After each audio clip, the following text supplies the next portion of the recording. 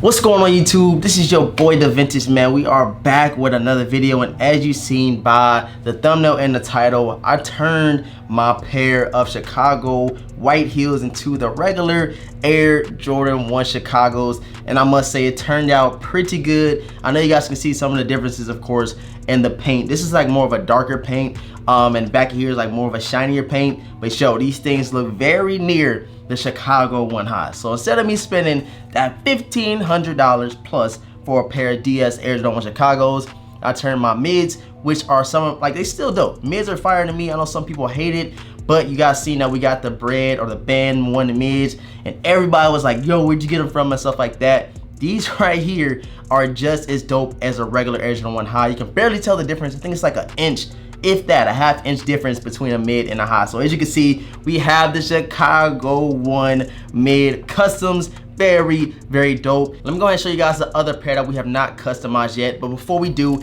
if you are new to the channel right now, what I need you to do is hit that subscribe button, ring notification bell for your boy so you never miss any other video, any other customization. And shouts out to my boy Top Squirrel. He's been helping me out through this whole process. I appreciate you, bro. He does a whole bunch of customizations. He just customized his Air Jordan 4 Unions. Yes, Jordan 4 Unions, crazy. He turned them into a whole completely different sneaker. I will link that video down below just in case you want to see some new inspiration for customizing your Air Jordans, man. So like I said, we have the white heel Chicagos, turn them into the regular Chicago Air Jordan 1 mids. And bam, there we have it, the regular Air Jordan 1 white heel Chicagos. As you can see, they're the same shoe. I don't want you guys to think I'm clickbaiting or nothing. I definitely did do my own little paint job. It's kind of choppy some places, but I'm only gonna be the one to see it. And yeah, man, I'm just super excited to have a pair of Chicagos in the collection. Not the same thing, but it's very near the same thing as Chicago 1 highs, man. So here you can see, white heel,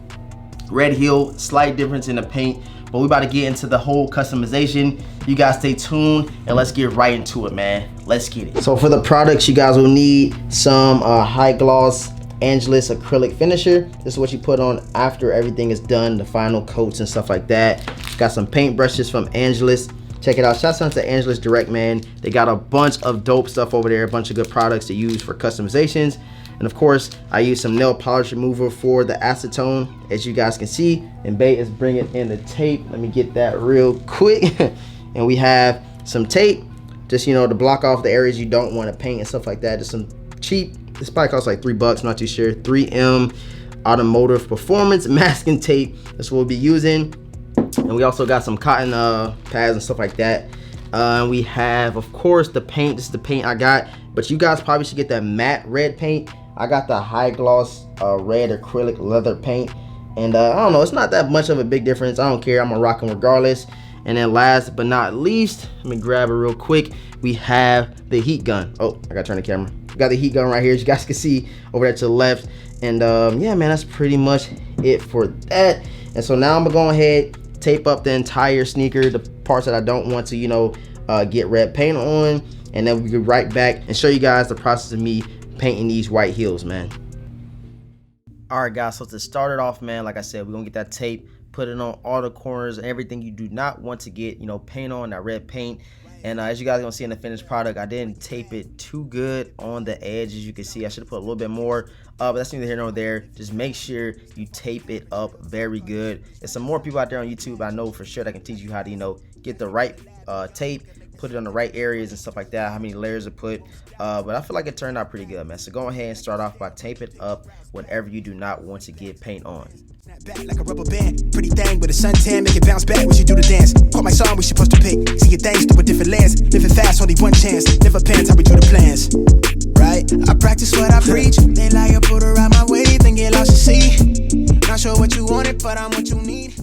Alright guys, next we're going to be using that fingernail polish remover to get that little finish of acrylic off, and, you know, get the right proper painting, get the right strokes and stuff like that. You don't want to mess up, so go ahead and start off with that and then dry it off with the heat gun. The heat gun is very essential. Don't hold it too close, hold it about, you know, 3 or 4 inches apart, and you should be good, man.